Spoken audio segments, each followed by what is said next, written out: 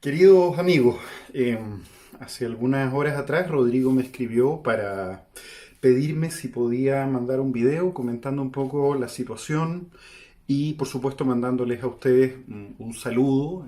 Están estudiando una carrera que es tremendamente importante, eh,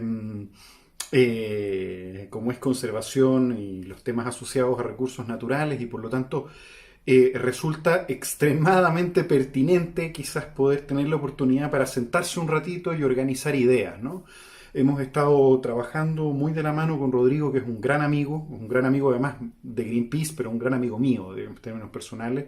He tenido la oportunidad de conocerlo en este camino, y en el camino uno se va haciendo también cercano, va conociendo las vicisitudes del activismo, que por mucho que uno cuente con respaldos, o en su caso premios internacionales, igual se vive y es difícil, y la realidad es la realidad. Entonces uno se hace compañero, ¿no? Entonces el trabajo que han venido desarrollando, él en particular, pero además Modatima, probablemente es de las cosas que más hoy día uno podría decir están levantando una cara que logra desafiar justamente el modelo de desarrollo, pero también esa idea que tenemos sobre qué significa el desarrollo en los movimientos progresistas, si pudiésemos usar una palabra, respecto de cómo compatibilizar el derecho a la vida, el derecho a un medio ambiente limpio, el derecho a tener una vida sustentable y digna, con esta expectativa que hay, que muchas veces está expresada en los sectores de izquierda, pero que sigue siendo tremendamente conservadora, ¿no? Que no escucha no solo los temas ambientales, no escucha las demandas sociales asociadas a equidad de género, a integración de las personas con necesidades especiales, las personas que tienen distintas identidades sexuales. Cuesta esa parte. Pero al mismo tiempo ahí está la riqueza, ¿no? Ahí hoy día aparece una riqueza especial, y yo desde ese punto de vista creo que hay que felicitar no solo la valentía en el contenido, en el programa de Modatima, sino también el rol que están jugando en términos de articulación de un tejido social un poquito más denso, ¿no? Y que en el estallido social de alguna u otra manera quedó claro que estamos también vinculados, y que no es solo el, como se le dice al agua, ¿no? El recurso hídrico el que está complicado, sino efectivamente lo que está detrás, la mecánica detrás de lo que el agua significa en términos integrales. Es muy raro porque muchas veces, ya me lancé a hablar, pero es muchas veces pasa que que la normativa no se condice con la realidad, ¿no? Y hay un ejemplo en el agua muy lindo respecto de esto, que a mí me gusta mucho usar, ¿no? Un glaciar para un abogado y un glaciar para un ecólogo, ¿no? El glaciar para un abogado es una superficie. El glaciar para un ecólogo es un fenómeno. El glaciar para un especialista hidráulico es una masa. Para el ecólogo es una nube congelada, es un estado de la materia, es una masa de hielo que cambia, se contrae, cambia de tamaño durante el día y se mueve. Está dinámicamente y mecánicamente operando sobre un terreno, traccionándolo, aportando agua, aportando humedad. Es un fenómeno. Los glaciares tienen mucho más en común con las nubes que con las montañas, ¿no? Y ahí es donde uno nota la brecha, cuando vemos que los glaciares están en los libros todavía definidos como áreas congeladas durante un perímetro. O peor todavía, mejor en realidad, pero todavía queda muy limitado como, como masas. En realidad los glaciares son fenómenos, ¿no? El agua es un fenómeno, el agua es un ciclo. Y por lo tanto hay todavía un desfase muy grande entre entender el agua como un fenómeno cíclico que es precondición para la vida, y esta otra forma de pensarlo como un recurso hídrico, ¿no? Evidentemente la conversación tiene que ocurrir ahora y no tenemos demasiado tiempo para repensarlo, pero yo tengo la sensación de que aquellos que estamos más motivados por una visión ambiental, social o socioambiental, como se dice ahora, tenemos todavía mucho que decir y mucho por aportar desde esta perspectiva de narrativa fina respecto de lo que significa la vida en su conjunto. Hay ahí un trabajo muy, muy valioso. Hasta ahí las loas a lo que tenemos que hacer y lo que hace, lo que ha hecho, creo yo personalmente, el movimiento Modatima. Ahora, en particular, conversábamos con Rodrigo y pensábamos también qué puede decirse desde una organización internacional como la que me toca dirigir a mí, que es Greenpeace, en Chile. En particular pensaba yo que hay Primero contarles un poco en qué están las organizaciones internacionales. Las organizaciones internacionales lo que han hecho ha sido poner el foco en un conjunto de acuerdos que hemos cruzado junto con las organizaciones de derechos humanos y algunas de conservación a nivel internacional.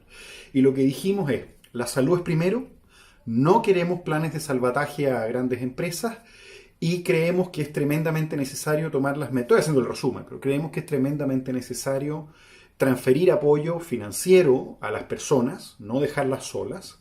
Por supuesto no es lo que está pasando en Chile. Es importante cuidar la salud, es importante salvar a las personas antes que a las corporaciones.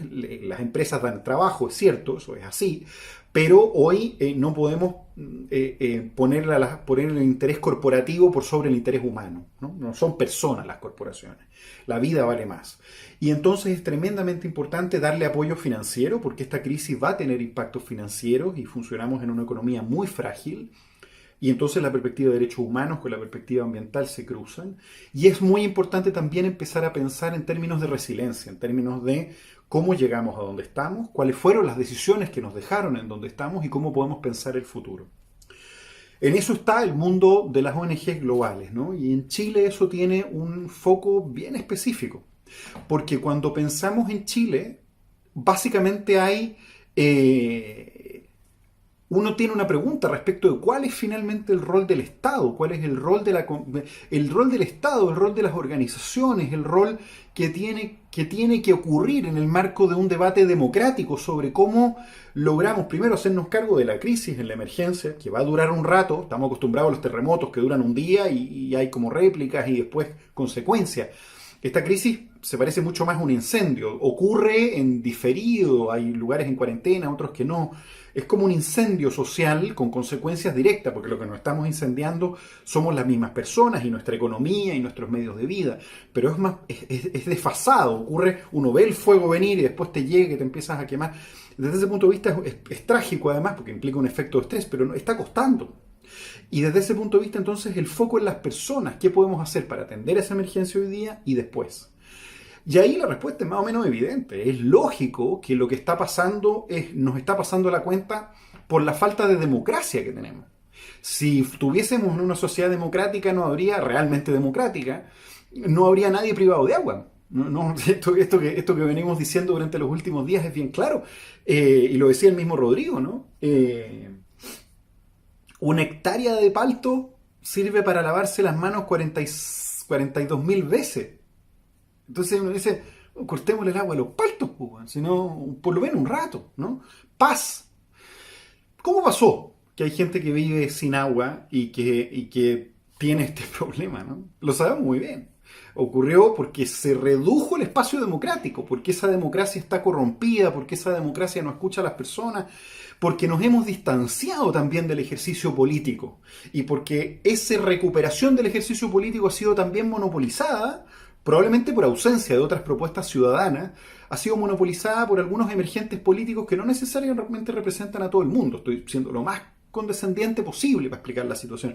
Pero en términos prácticos, evidentemente, se requiere una revitalización del ejercicio de la política, porque de eso depende la calidad de la democracia.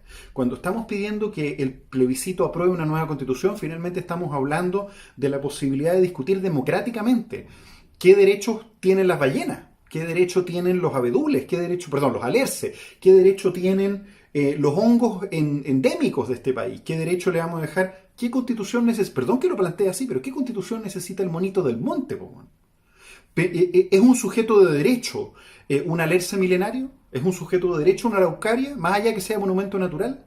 ¿Es un sujeto de derecho un río, un glaciar, un humedal? ¿Deben ser considerados parte de un sistema vivo en su conjunto?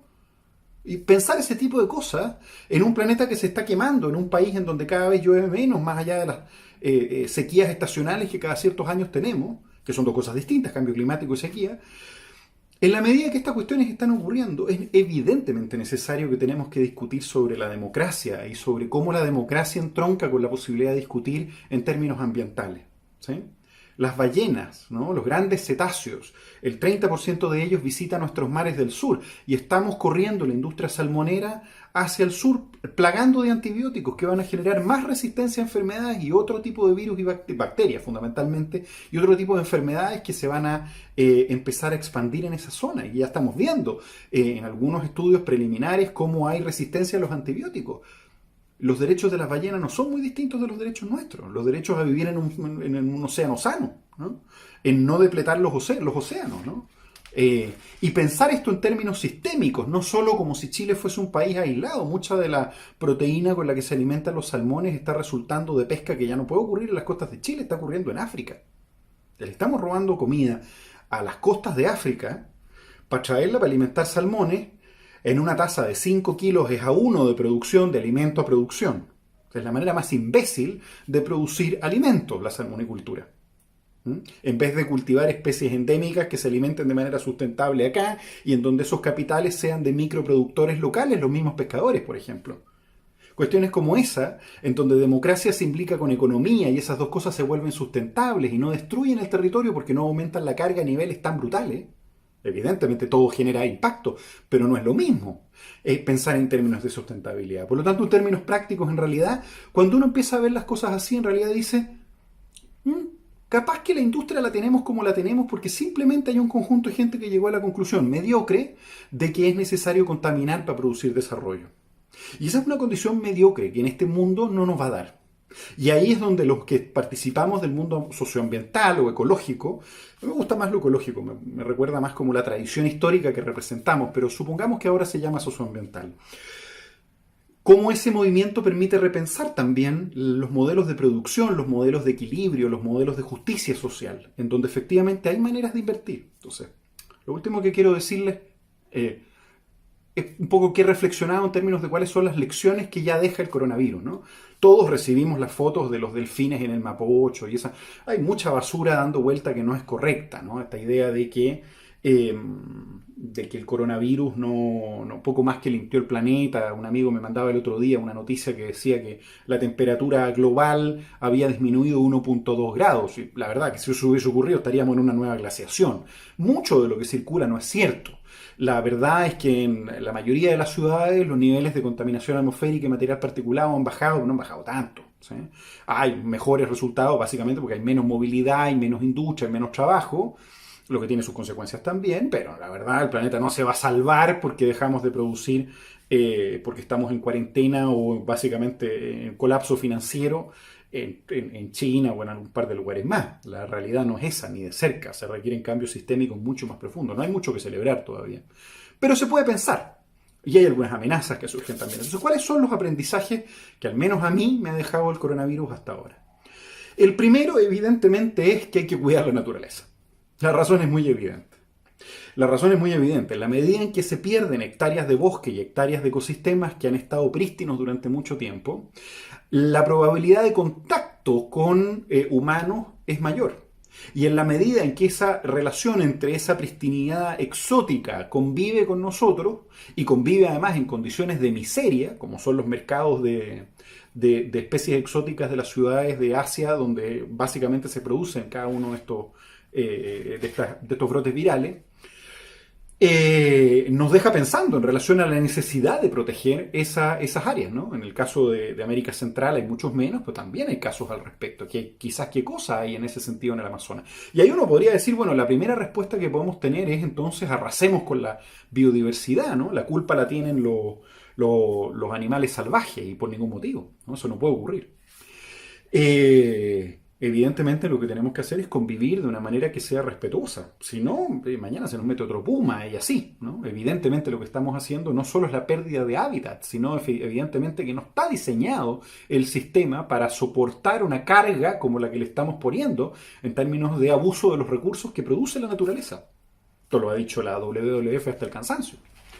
Esa es la primera definición. Es decir, proteger la naturaleza es protegernos a nosotros. Una segunda, evidentemente, es que proteger la biodiversidad es fundamental, porque la biodiversidad también existe en los mecanismos y las tecnologías, le llamo tecnologías en realidad, pero son los mecanismos para poder efectivamente aprender más sobre la vida, sobre los ciclos, sobre nuestras vulnerabilidades y sobre cómo se produce resiliencia y reparación a nivel sistémico, ¿no? Cómo podemos cultivar ecosistemas que terminan generando nuevos ciclos de estabilidad que se traducen en bienestar.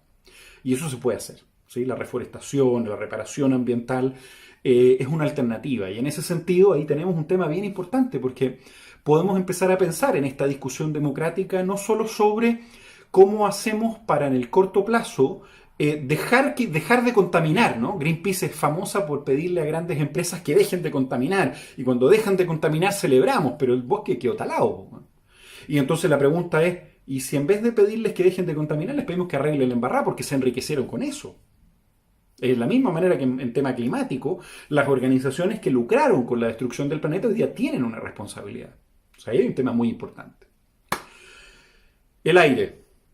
El aire como metáfora y el aire como construcción real. La proporción de riesgo y particularmente de mortalidad del coronavirus aumenta exponencialmente si es que has tenido, al punto de que pudiese llegar a duplicarse, dicen los primeros estudios sobre otros coronavirus, no sobre este en particular porque no hay información concluyente todavía, pero establecen que la proporción de riesgo se duplica si es que has estado sometido a condiciones de contaminación atmosférica. En resumen, mal aire, ¿no? Material particulado. ¿Se entiende? O sea, eso nos coloca en una cuestión de orden básico, ¿no? ¿Qué pasa con la pobreza energética? ¿Qué pasa con la contaminación de material particulado intradomiciliaria? ¿Qué pasa con las personas que en este escenario no van a tener alternativa más que usar leña y prender fuego dentro de sus casas? Con todo el material particular, de los grandotes, el PM10, que se libera a partir de la combustión intradomiciliaria. ¿Qué va a pasar en los lugares en donde... ¿Qué pasa con la fundición de Codelco? ¿Qué pasa con Quintero y Puchuncaví? ¿Qué pasa con Coronel? Con las familias que viven en esos lugares, que en condiciones normales, basta con que haga un poquito de frío y el aire no sople, para que no se dispersen los contaminantes que tiran al aire esas chimeneas todo el tiempo. En el caso de Padre Las Casas, por ejemplo, en el caso de Aysén, en ciudades que están diseñadas de una manera en donde el clima termina compactando y generando una verdadera costra de contaminación sobre ellas, y en el caso de Santiago, por ejemplo, ¿no? Las comunas costeras, las ciudades costeras tienen en general mayor ventilación, pero las ciudades al interior están diseñadas de una manera que efectivamente genera este efecto de embudo, ¿no? Lo que nos obliga a pensar, ¿nos vamos a proteger o nos vamos a bancar esta tasa de mortalidad? Porque mata más gente la contaminación atmosférica que el coronavirus. Y mata a los pobres, pues. Ese es el problema. La tercera gran conclusión que a mí me deja, perdón, la cuarta gran conclusión, la primera es naturaleza, la segunda es biodiversidad, la tercera es aire. La cuarta en relación a cómo va a variar la industria. Y yo creo que en esto tenemos un aspecto que es bien impresionante. Lo primero es que todas las subvenciones que hemos hecho sobre la industria, cañerías de agua que pierden agua, privilegios en relación a uso de recursos naturales, obligan a pensar en nuestra economía de monocultivos y extractivismo brutal, obligan a pensar también en cómo vamos optimizando la tecnología en esa transición. Es decir, cómo le pedimos a la industria que mejore sus estándares, ¿no? Que efectivamente los lugares en donde no hay más alternativa en el momento de distribuir camiones aljibe, bueno, pues ¿cómo tienen que ser esos camiones aljibe? ¿Cómo normamos esa industria y cómo generamos incentivos a esa industria a que no sea una industria perversa de especulación sobre los recursos cada vez más escasos para la vida, sino cómo generamos efectivamente cultivos hidropónicos que permitan los cultivos de autosubsistencia? Yo pensaba, si antaño tuvimos un movimiento social campesino muy importante de autosubsistencia, hoy día eso probablemente luciría como un conjunto de personas con cultivos hidropónicos, ¿no? En África y en el sudeste asiático esto ya está pasando. Cooperativas de generación eléctrica, por ejemplo, de generación energética. Y esas cooperativas podrían empezar a producir energía y asimismo empezar a desarrollar mejores tecnologías, un poco lo mismo que contaba con la salmonicultura. Hay alternativas y hay que pensar en esa transición sobre la base de la optimización y de los incentivos, de las buenas prácticas para producir una buena transición cultural y social hacia un mundo más sustentable. Hoy día eso nos está obligando porque cada gota que se pierde, cada proteína que consumimos mal, cada kilowatt que no optimizamos, es efectivamente un costo extra que tiene efecto amplificado en el costo ambiental.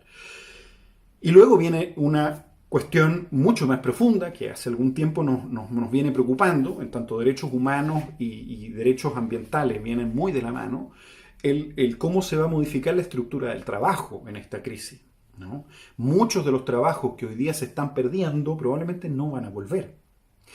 Y ya el proceso de tecnificación y de robotización está haciendo que muchas fuentes de trabajo desaparezcan y esa puede ser una transición que dure 8 o 10 años. Eso puede ser muy rápida. La capacidad de producción de robots que reemplacen tareas humanas puede ser muy alta y por lo tanto el valor de la vida puede perderse en ese proceso porque no va a haber nadie que te dé trabajo.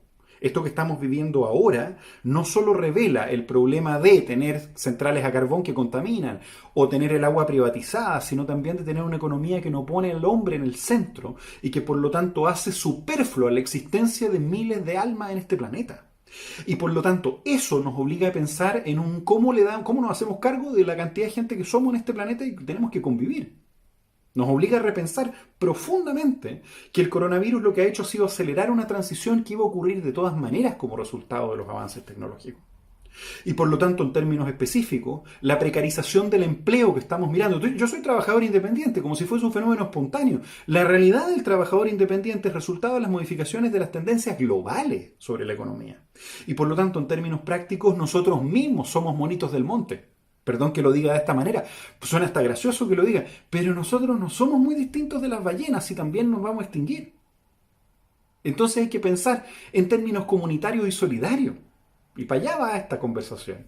Y el último aspecto, evidentemente, sobre el cual a mí al menos me deja pensando, son las reflexiones que he tenido, evidentemente, sobre el agua. Sobre la cual ya hablé, así que no me quiero extender demasiado, pero en donde estamos levantando una campaña que se llama sueltelagua.cl, cuyo pedido es al presidente de la República de modo urgente para que pueda efectivamente tomar medidas en el marco del estado de emergencia, del mandato que le da la Constitución en estado de emergencia, para que sea ejecutivo, pero pareciera ser que no hay voluntad política todavía y que eso depende de que todos nosotros, y les pido desde ya que se sumen por favor a sueltelagua.cl, que la hagan suya esta campaña, para efectivamente exigir que se tomen medidas y que no haya nadie privado de agua para enfrentar la pandemia más importante de los últimos 100 años. No hay nadie vivo en la Tierra que se acuerde cómo se enfrenta una situación como esta.